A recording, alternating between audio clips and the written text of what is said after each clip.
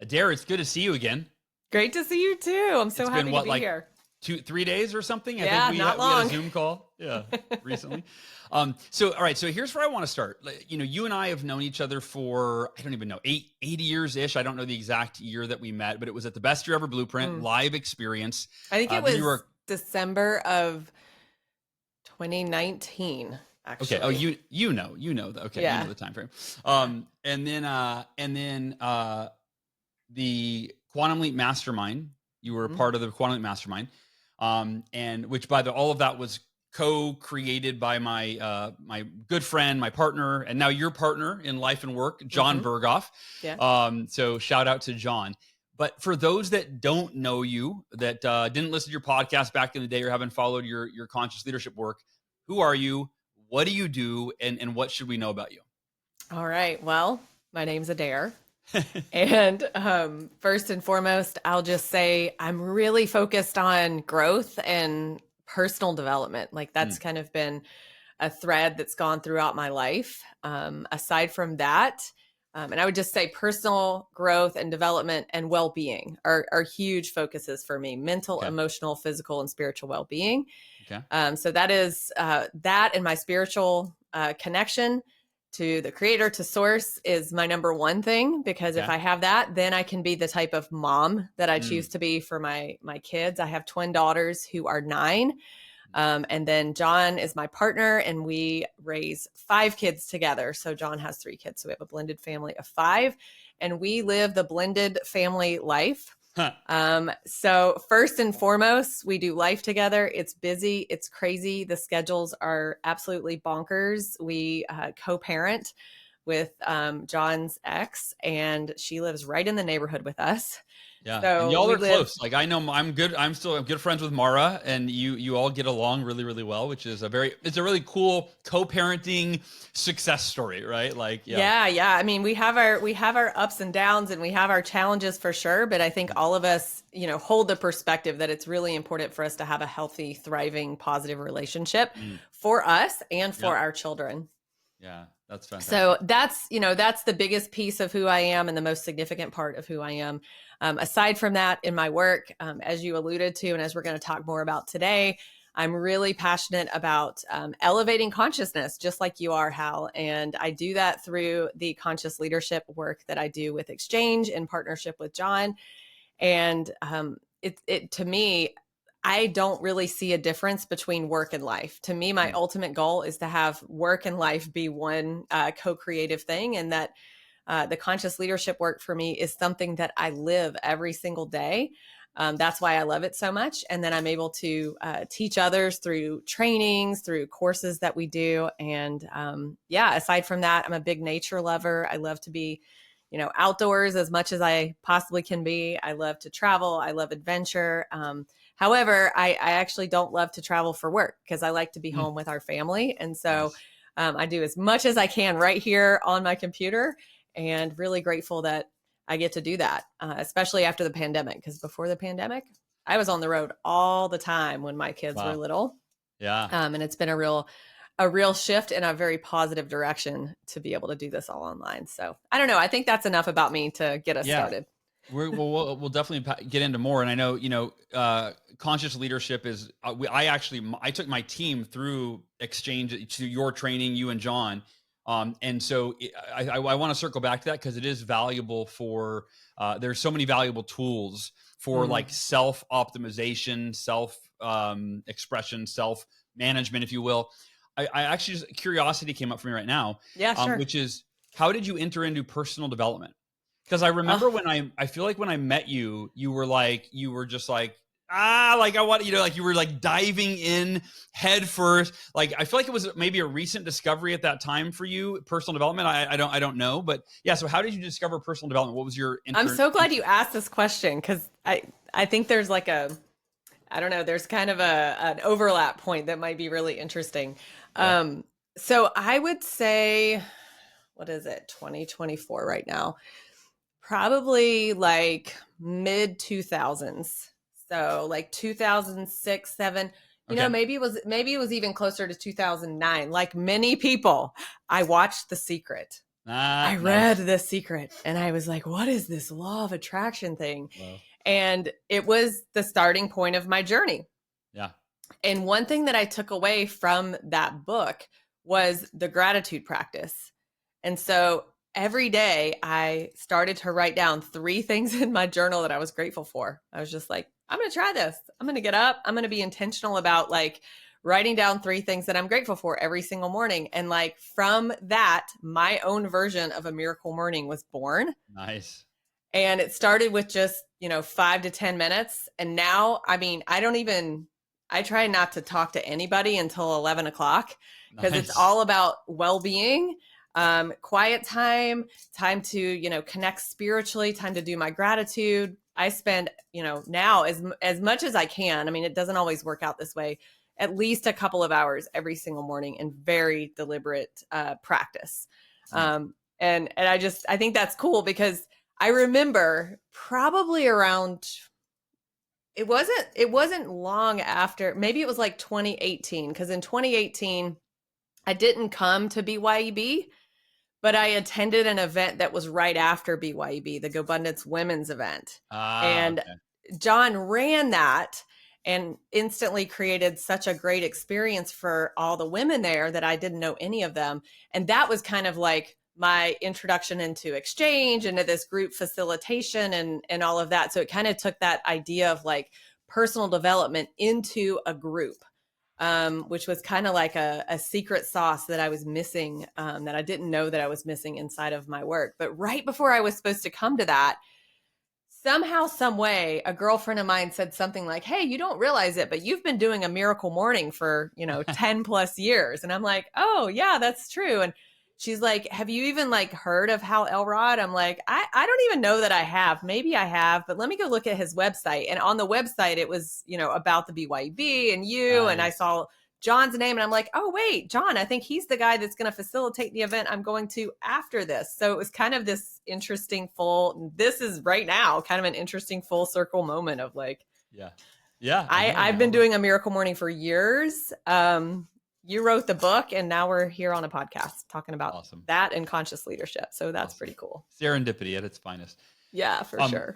I want to talk about a painful experience in your life. And this is, so in 2021, your husband passed away and you were left to parent two, as you mentioned, 2 twin girls who were, I guess, 6 at the time. So having 2 6-year-old daughters and losing your husband. Can you expand on that experience? Yeah. What was that like for you?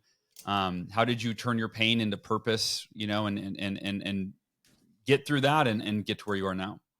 Yeah. So thank you for asking that. This is a big piece of my journey the last several years and will be for the rest of my life, just based on how significant it was. And I know you can relate because you've had some pretty significant traumatic experiences that you've been through as well, that your listeners are probably aware of. I want to actually rewind it to 2020 when Okay. the pandemic started, because we at that time were actually going through our separation and we knew we were Ah, going to get divorced. And I'd found a place right down the road from our house, a studio, because we lived in Atlanta at the time, that I could go, but I could still be close to the kids. And yeah, then the pandemic happened and it was like, okay, I guess we're going to keep going with this. This is, who knows what's going to happen in the world. But it was actually really beautiful to go through the divorce during the pandemic because we had to stay together. There hmm, was no distraction. There was no going out to eat. There was no, dating if either one of us, none of that was going to happen because it was the middle of the pandemic. So we had to become like even closer as a family unit during hmm, that time. And I'm not going to say it was easy. And in fact, at the time I thought, man, this is really, really hard. This is the hardest thing I've ever done in my whole life. I can't believe that we're going through this. And in all transparency, I was the one who initiated it. And then we very amicably, over the course of that year, went through the whole process of getting divorced. And so our divorce became official in December of 2020. okay.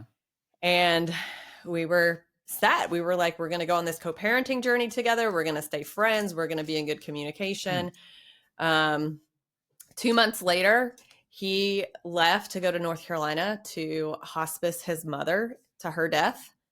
And 3 days later, he passed away. 3 days after she passed away? Yeah. And Wow. so he left on a Wednesday and he passed away the next Tuesday. So, he walked out the door. We never Oh saw him gosh. again. And so I don't know if there's anything harder than telling your children that their dad passed away. It's something I'll never forget. And even though they were really young, it's in them, it's in them. So what I've learned from that, and after a lot of, grief and reflection, because I am a very reflective person, and everything happens in life for a reason. There are 0 accidents. Yeah.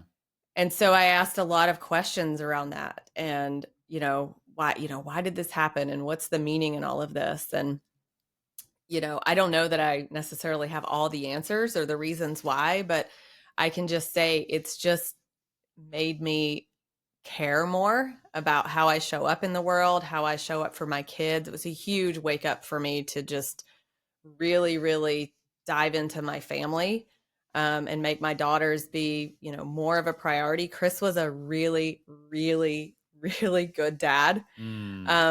So much so that I was able to take a lot of my energy and focus into my career.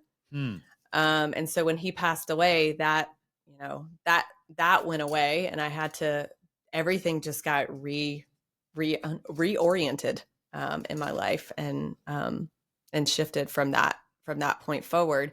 And I think I will probably continue to learn the lessons from his passing for the rest of my life. Yeah. But I would say the biggest thing is, one, maybe the most obvious, is just love your people, because you never know when they're going to walk out the door for the last time. Yeah. And that's a really obvious one, but maybe, and obviously lean into the people that you love and into your family. But maybe less obvious is just this idea around, everything happens for a reason. And if we can really look for those reasons and ask questions and stay curious, then that's where the purpose starts to unfold. And so for me, I was already doing the conscious leadership work when Chris passed away. And in fact, one of our co-creators and collaborators in the conscious leadership work, Dr. Danny Friedland, who our work is, partially based on some of his models, his book, Leading Well from Within, was kind of a foundational piece for us. He also passed away in 2021. Oh my gosh. So it was quite the year. I'm not sure there's anything in life that teaches us more than death. Both us thinking ahead to, wow, one day I'm not going to be here. Yeah. And when you lose somebody that you love that's close to you, you realize, like, oh, wow, I got to live. Like, this is it. I don't know, and I know you can relate to that based on some of the things you've been through. You've had a near-death experience. It's like, there's not much that can teach us more about life, in my opinion, than death. Yeah. And really leaning into doing work that matters and helping more people. I would say that's another big takeaway is, how do I bring value to the world? How do I help more people? And I'll tell you, when you're in grief and when you're stuck and when you're, all of a sudden a single mom and responsible for both nurturing and providing for your kids all on your own, you don't feel like helping anybody else. Yeah. Yeah. You're barely surviving yourself. Yeah. Exactly. So, in some ways I feel like I'm just coming up for air. What is this, like 3 years later? And really seeing like, oh, wow. Yeah, I'm on a mission now. Like, I really, really want to reach people and help people and support people in living a more meaningful life, because we can choose that by the way that we show up in the world, by the way that we take care of ourselves, and by the way that we take care of each other. Well, thank you for sharing your story and the frame that you shared. I mean, the perspective, right? That of how can I turn this pain into purpose? How can I help other people? How can I make a bigger difference? And I often share my mom's story, who Mm, my sister passed away when my mom was 29. My sister was 18 months old. I was 8 mm, years old. And one morning, mm, me, my mom, and my baby sister were all home, and my sister died in front of us. And my mom mm, was performing mouth to mouth, trying to resuscitate her. But within 6 months, my mom was leading a support group for other parents who had mm, lost young children. Right. And so it's like, rather than wallow in self-pity, she's like, okay, how can I use this pain and find purpose and help more people and serve others? And then I just made a little documentary about my mom for Mother's Day. oh, And it was like sharing how she dedicated her life to volunteering after that. Like, she, oh, a week I don't think has gone by in the last, I mean, what is that? I'm 44, so 36 years ago. Like, I don't know that a week's gone by when she hasn't done something for someone else. She sits with people at hospice when they're dying. She donates blood as often as humanly possible. She volunteers at her local Elks Lodge. She's done fundraisers. I mean, and just helping people. But anyway, so oh, I love that frame. And for anybody listening, like, when you're going through difficult circumstances or challenges, whether you've had them in the past, you're going through them now, they're the ones that might be on the horizon. How can you use that experience and find a way to serve others? Because then it's not in mm, vain, right? Your husband didn't die in vain. You're doing this conscious leadership work. You're helping countless people, giving them the tools to be at their best. mm, And they might, someone that you've served, a dare, that you've trained or coached or helped, right? They may lose someone, and then yeah, now they've got the internal tools and the emotional tools to be able to self-regulate and move forward. So mm, so yeah, I mean, it just, to what you said, it's the most cliche term, but it's the truest, right? Like, everything let's say this: everything happens for a reason, but it's our responsibility to choose the reason. mm-hmm, Like, that's my belief, 100%. because some Yeah, people choose the reason, like, it happens because I'm a victim and life sucks yeah, and life's not fair and I don't know, right? Like, okay, if that's your reason, that's your reality, then I don't think that's going to serve you or anybody else. But Adair, if we choose like you did, which is like, how can I help more people with what I've gone through and the tools that have helped me, then every challenge, every adversity serves a bigger purpose. yeah.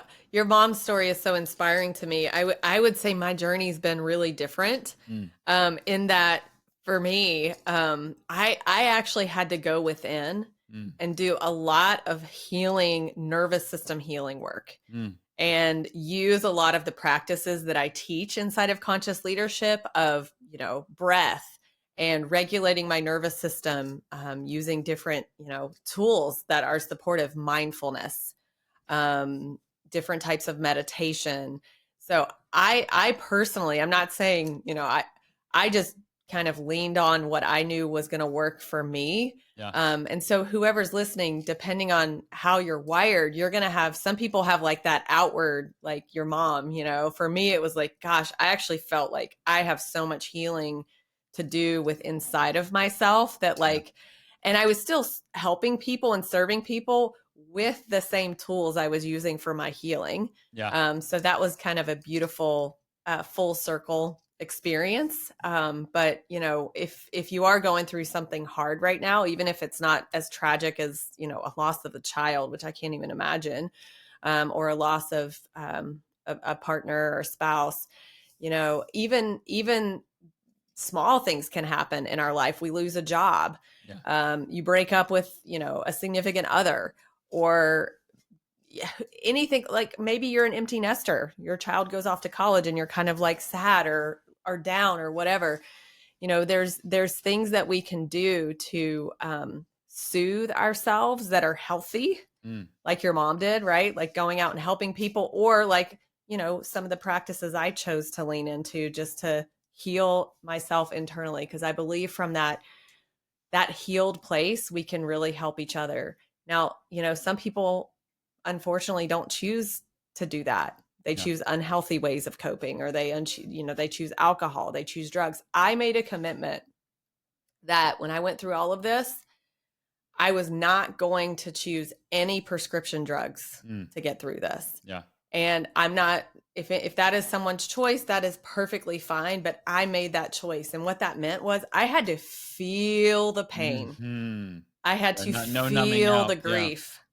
Yeah. And that's why I used the tools that I use, so that I could actually just be with all of that instead of pushing it away. Because unfortunately, a side effect of, choosing a prescription drug to manage, through things like this, is that you actually bypass some of the pain that is there to help you. Yeah. Pain has a purpose. There is a reason for it inside of our bodies. Yeah. So Yeah. we don't have to go down that rabbit hole, but no, I do want to unpack some of the give people real actionable tools, but let's start at the very beginning in terms of, because conscious leadership it's such a valuable framework. What is it? How it, like, high level, someone's never heard those two words put together, or maybe they have, but they don't know what it means. How would you define conscious leadership for people? Yeah, thanks for asking, because I think it's critical that we start with definition. Everybody has a different definition of leadership, right? Yeah. Now bring in the word conscious. Yeah. And there's a whole conscious. What is consciousness? What is all that? Yeah. So the way that we define it is that conscious leadership is being aware. Consciousness is awareness. Being conscious is being aware of our influence. So from our perspective, leadership is influence. Influence within yourself, influence at work, influence at home. We're always influencing. You cannot, Dr. Danny, who I was referring to earlier, that a lot of this, some of this work is based on, used to say, you cannot not have influence. You're influencing all the time through your energy, through how you show up. And so for us, it's being aware of that influence that you're having. Got it. So being aware of I love defining leadership as influence, right? And then framing it as, you can influence yourself, you can influence at home, right? I mean, you're always, like you said, you can't not influence. You're always influencing, and you're influencing yourself first and foremost, which then affects your relationships. It affects your mental and emotional well-being. It affects everything. And I think far too many of us are, we're not intentional about how we're influencing ourselves first and potentially other people. We're just showing up with all of our baggage and our past programming, and we're like reactive, versus being proactive. So let's do this. You mentioned before, like with what you went through when you lost your husband, that you did a lot of inner work. It was within. And I know conscious leadership emphasizes the importance of starting within for personal transformation. In order to lead others, you got to lead yourself first, or influence others, you got to influence yourself first. Yeah. So how can everybody listening, how can individuals cultivate a deeper awareness of their reactivity? And I guess specifically under stress, right? Because that's when we're reactive.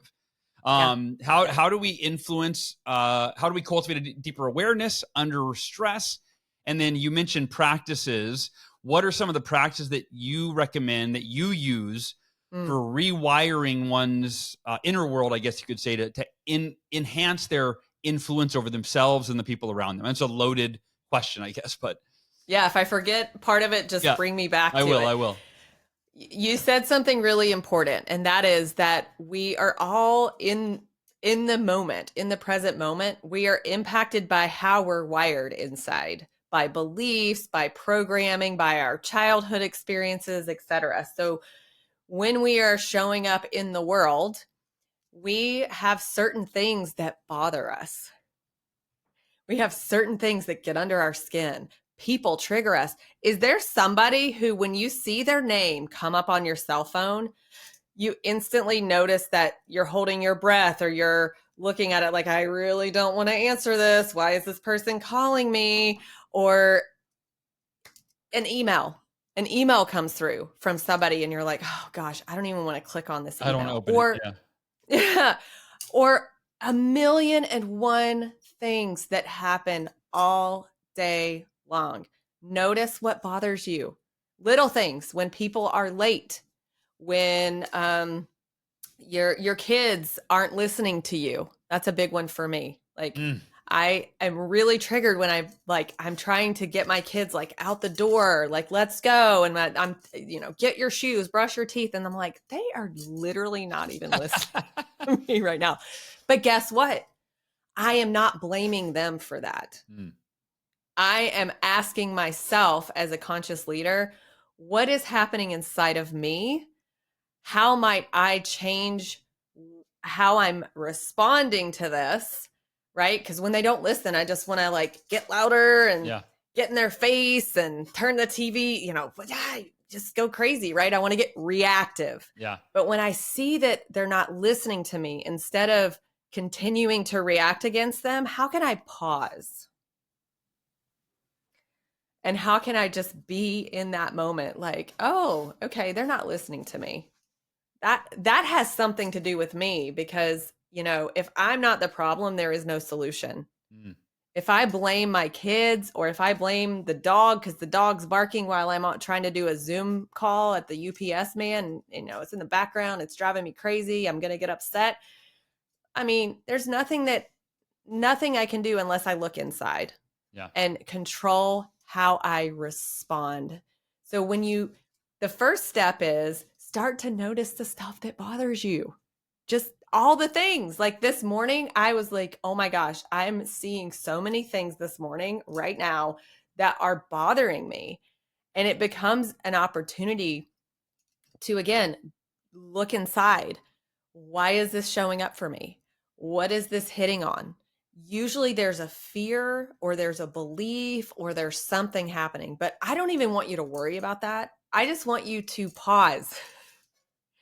And I want you to stop the reaction, because when we choose a more conscious response, we are literally changing our wiring, and we're changing the world, right? So much of the chaos and so much of the negativity in the world comes from reaction. Sure. I'm mad at you. You should do this. Or sometimes it's really hyper and like angry. And sometimes it's a shutting down, and it's depressed, and I'm not going to talk anymore. I feel shut down. For example, like in a work scenario, let's say, you show up in a meeting and no one ever asks you to contribute, and you shut down, you start to shut down, right?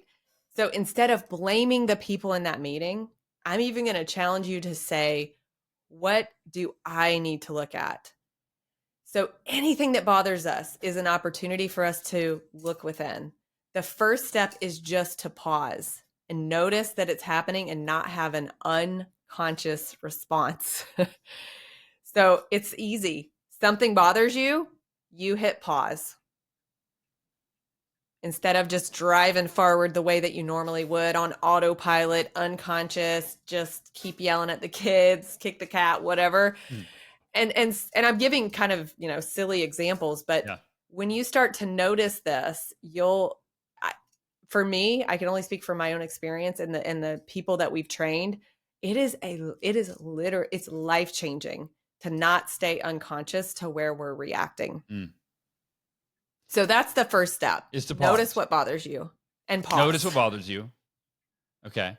Because as soon as you said that, you're like, are there people that when they call you, and I thought of a few people that call me, and I'm like, oh God, what are they going to like? It's always a stressful conversation. They're always upset about something, or they want something, or right. I'm like, I don't want to answer the phone. Yeah. So becoming aware. Okay. All right. Cause I'm going to apply this to these folks, these situations. So, becoming aware of the things that bother me, and then pausing. So what's happening during that pause? So if someone says something that triggers you, or that phone call comes in, or that email, you're pausing. Are you doing something while you're pausing? Yeah. I would recommend a breath. Okay. A deep breath. Deep breath. Everybody's heard at some point or another in your life, either from your mom or a teacher or somewhere, just take a deep breath. Yeah. Well, there's a reason why. Because when we take a deep breath, we activate the parasympathetic side of our nervous system, and we balance our nervous system. Most of the time, most human beings on the planet today are in the overdrive side of their nervous system. The sympathetic, fight or flight or freeze. Yeah. Exactly. So just engaging a breath will help to balance your nervous system. And you can do that, even one breath. Yeah. But the more, the better.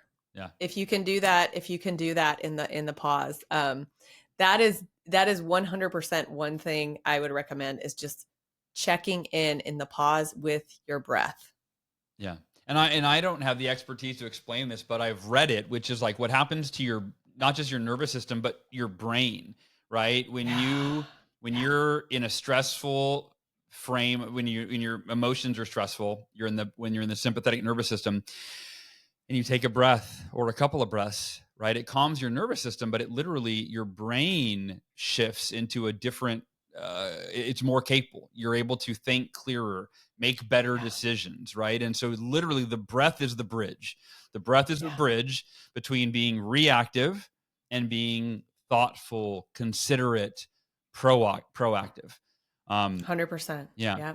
So I know from my recollection of going through the conscious leadership workshop with Exchange, there were, I think, 15 different practices to tap into the body. And so breath is one of them, or this type of breath. What are some of the most powerful practices that you've found in the work that you do for transforming someone's inner state, being more effective as a leader, as influencing whether it's themselves or their spouse or their kids or their colleagues? What are some of the most powerful of those 15 plus practices? Sure. Yeah. So when we say breath, there's, taking a deep breath, but there's also deliberate ways that we can use our breath to achieve certain different states in our body. And so several of our practices are breath practices. For example, box breathing. Many people have heard of box breathing. I mean, it's used by Navy SEALs. I've heard people say in our conscious leadership that right before I was about to go in my MRI, my nurse led me through box breathing. Yeah. So box breathing is where you you inhale. got to walk us through it. Not everybody knows what that is. Yeah.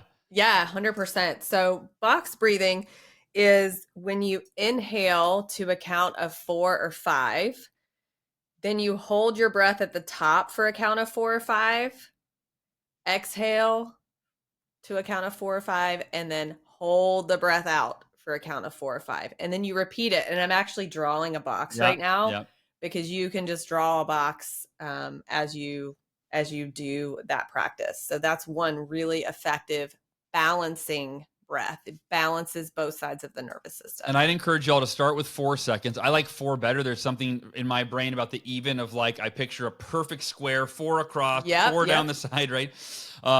In fact, if you're listening. Do you want me to tell you why I say 5 though? Oh, yeah, please.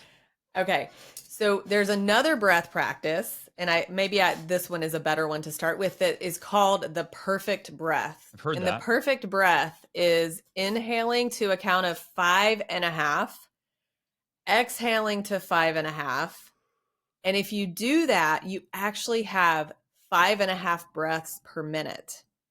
Typically, we have about 12 breaths per minute. And so this comes from the book Breath. It's back on my shelf here by James Nestor.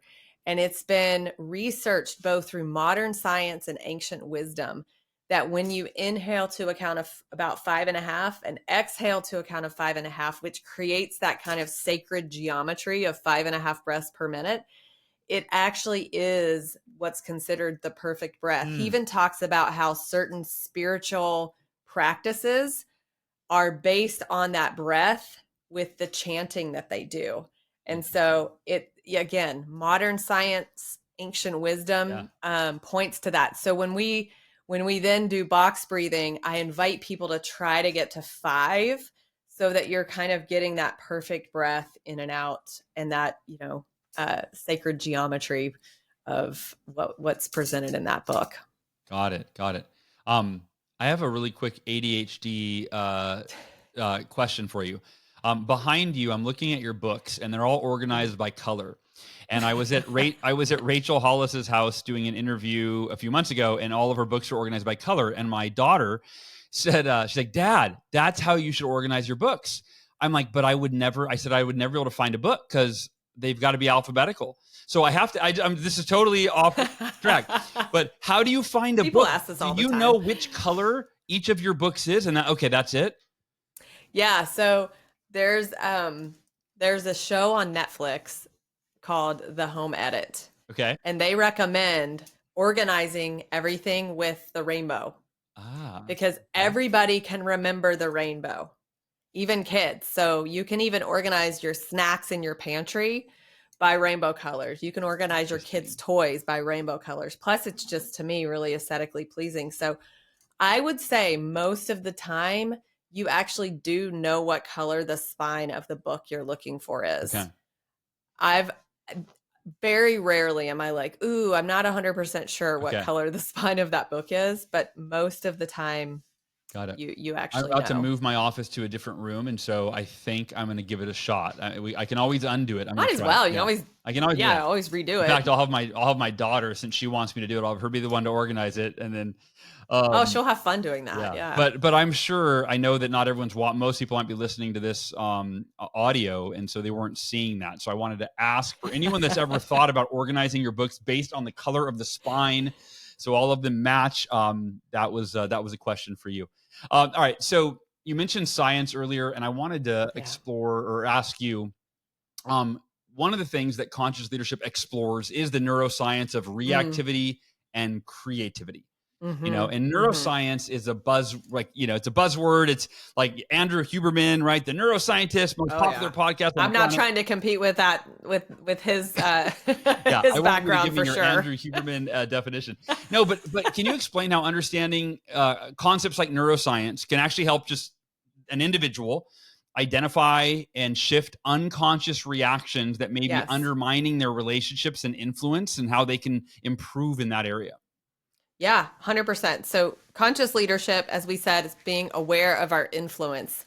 And we bring together neuroscience and mindfulness. But I'm not a scientist. I'm not a medical doctor. Yeah. I am simply a practitioner. And I'm telling you that because you only have to know the basics of how your brain and body are working together to be able to understand this. And there's something about understanding the underlying science of something that actually helps your whole body get aligned with it. Because the last thing I want is another cognitive approach to leadership. This is whole body. We're whole people. We need to connect with our nervous system that runs through our whole body, and with understanding just a little bit about the brain. So there's a model of the brain, you've probably heard of this, called the triune model of the brain. Vaguely, but keep going. It came about in the 1960s, and it was a way to just simplify what's happening in the brain. And we've learned a lot about the brain since then, but we can still use this model. It's useful. You said earlier that, when we breathe, it actually helps our brain, right? Well, the triune model of the brain divides the brain into three parts, which is the brain stem. I'm holding the back of my brain right now. This is your survival center. This is where, 90% of your body function comes from this center. It's what keeps you alive, your heartbeat, your breathing, your circadian rhythms, etc. That's the brain stem. The middle part of the brain is our limbic system. It's the seat of our emotions. It's the seat of our love, our belonging. Our amygdala, if you know about the amygdala hijack, and when you go into fear, the fight, flight, freeze, that's where that is happening. And then right behind your forehead is the prefrontal cortex. That is the part of our brain that makes us human. This is where we make decisions. This is where we're able to have those eureka, aha insights that we have. The challenge is it's only about 4% of our total brain area in that prefrontal cortex. So it's finicky. We're not automatically there. Guess what? We're most of the time reacting in the lower brain center all day long, which that's why stuff is bothering us. So we have to train ourselves. And again, we do this through our mind and through our body to pull the energy up to the prefrontal cortex part of our brain so that we are in the higher state of our brain. When we are reactive, we are spiraling down into the fight, flight, freeze, survival part of our brain. And Dr. Danny would say that happens to us when the demands of the moment exceed our ability to handle those demands. So when demands exceed resources, we usually are spiraling down fight, flight, freeze, lower brain center, autonomic response that's probably not great.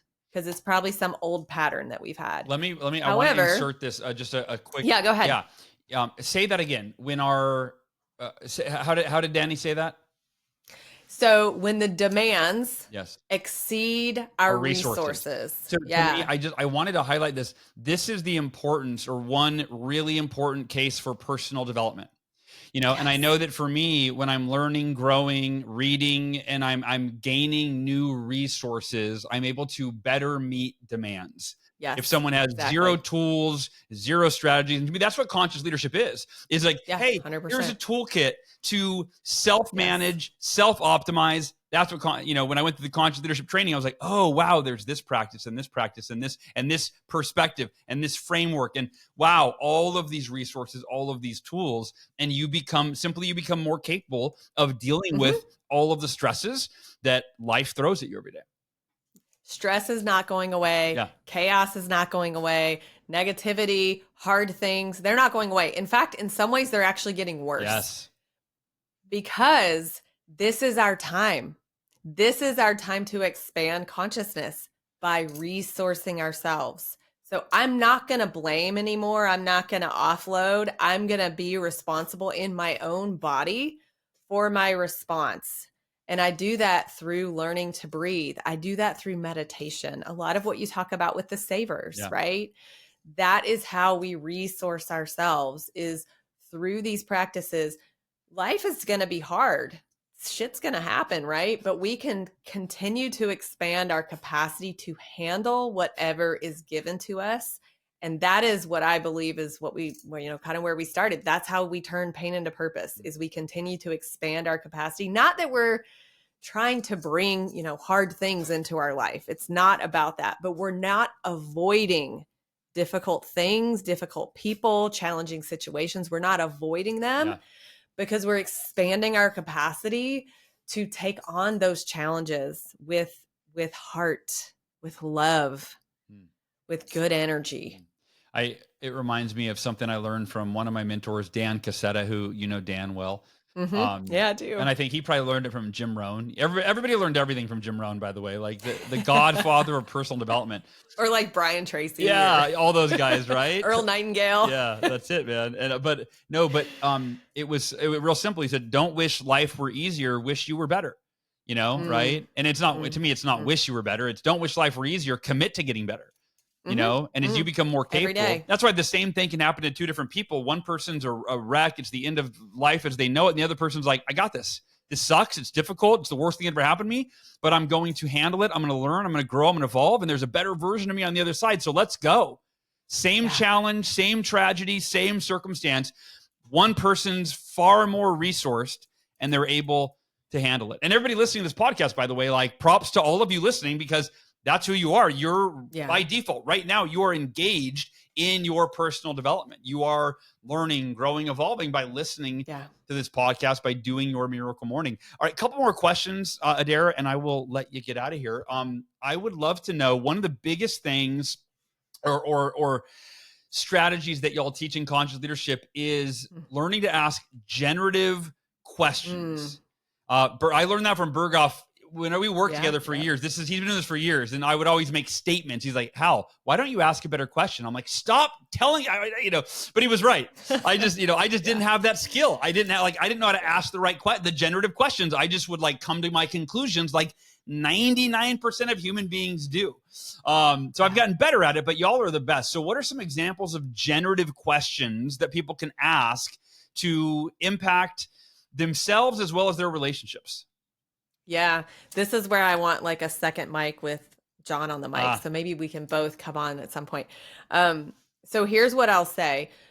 With the conscious leadership work, we always believe that it starts within. However, we also teach practices for leading other people. And this is one of the main tools for being a conscious leader when you're talking about leading groups of people. A generative question is a question that is asked, number one, from a place of being well-resourced yourself. These questions are not accessible if you're in survival brain, right? You could parrot these questions off and just say them, but it's not going to be genuine unless you are truly in a place of being well resourced. So I'll say that first. That's why everything starts with self-leadership. But a generative question is a question that, from a place of curiosity, is asking a question of possibility, a question of strengths. So, for example, if there's something challenging happening in my life, I might ask a question like, what will it take for me to see this with new eyes? Or what might become possible if I see this through a different lens? Or let me think back on, like, I literally just did this morning in my journal. Like, I've lived in Ohio with John for 2 years, exactly 2 years today. And I'm like, what are some of the lessons that I've learned since being here? Yeah. And so asking questions about, what am I learning? What might become possible, both of myself and then of other people. So in your relationships in your life, and John is the best at this. I've learned everything I know about this. I'm not kidding you. I've learned from him. Yeah. Is all about asking better questions. And I mean, he uses it just as much at home in our family as he does at work. Nice. Every single day. But really, it's questions that are opening up possibilities, curiosities, strengths, versus what's wrong with me? Where did I mess up? And it's not to say, I still believe our moments, our challenging moments and our moments of reactivity are great teachers for us, but we actually have to then ask the right questions about them, right? What can I learn from this? Yeah. What's happening inside of me that's causing me to get triggered by this person? Is there a belief? Is there a story? Is there a paradigm that I want to shift based on what's bothering me right now? So those are questions that can lead us to a life-giving place, right? A place that's going to help us grow our capacity and grow our capability as a human and as a leader. Yeah. And transform our pain into purpose and turn our tragedy into triumph. I mean, right? Like, right. Take you get to choose that. Right. Or lemons into lemonade. I mean, you can use any phrase that you want, but it is just making the simplest way. You got to make the best of what life throws at you. That's it. Period. Yeah. There's no other option other than, there is an option. There are other options, but they suck. It's suffering. It's giving up. Victimhood. It's being a victim. What'd you say?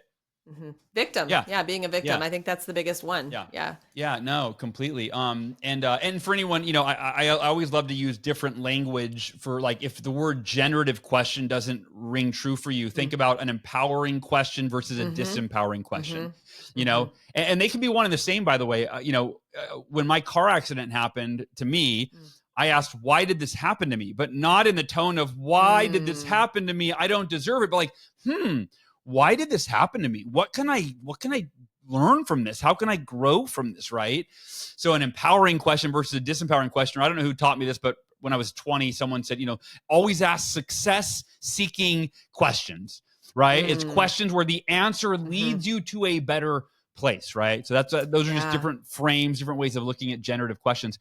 I'm going to ask you just one last question here. And for listeners who are new to the concept of conscious leadership, what advice would you give them to get started, to take the next step? Yeah, it's great. It's such a good question. And the cool thing about this work and what I love about it the most is that it's humbling, right? As soon as my ego thinks I got this figured out, I come home to our 5 kids and I, react, right? I do something I'm not proud of. I yell, you name it. Yeah. And so it's incredibly humbling. So you have to commit to the path of constant, continuous growth. It is not pretty. It is bumpy. It is messy. So leaning into reactivity, notice what bothers you, and then learn to pause. Learn to pause. Instead of staying unconscious and just reacting the way that you would have reacted yesterday, if you hadn't listened to this podcast, it's just noticing what bothers you and then pausing. That's it. Yeah. Just start there. Yeah. Just start there. And then if you want to add in a breath, well, and here, go for it. Yeah. To reflect back. So if noticing and pausing, and I want people to realize that what happens when you notice and pause, your consciousness is elevated. because you 100%. go from being unconscious, which is that Yeah. programmed reaction that whenever my partner says this or my kids don't do the homework, I unconsciously react this way. In the pause, in the awareness and in the pause, your consciousness is elevated because now because consciousness is just awareness. You're now aware, oh, I was about to yell. I was about to allow these crazy emotions to fester and come out. And then my kids would have been the recipient of that anger or that negativity, or my partner, or so on and so forth. Right. So you now get to make, in that pause, you get to think, what would be a better, what could I say? What's a better positive, I guess in the pauses, it can be a generative question where that can emerge. Yeah, Right? exactly. And that's what our practices are all about. We talked about there's, multiple different practices, is like you can choose what works for you in that moment. Maybe it is asking a better question. Maybe it's just taking a breath. Maybe it's, we teach mindfulness as well. So maybe it's just a mindfulness practice of see, hear, feel. We use a practice called unified mindfulness. Yeah. So in the pause, you can choose that. The other thing I want to say that's really important is you're going to mess up. You're going to pause and then you're still going to react. Yeah. So especially in the beginning, yourself, by the way, especially in the beginning, right? Like, yeah. Yes. Here's the deal. If you notice yourself reacting more, then you're doing it right. Yeah. Keep going. Yeah. Keep going. Yeah. Just keep going.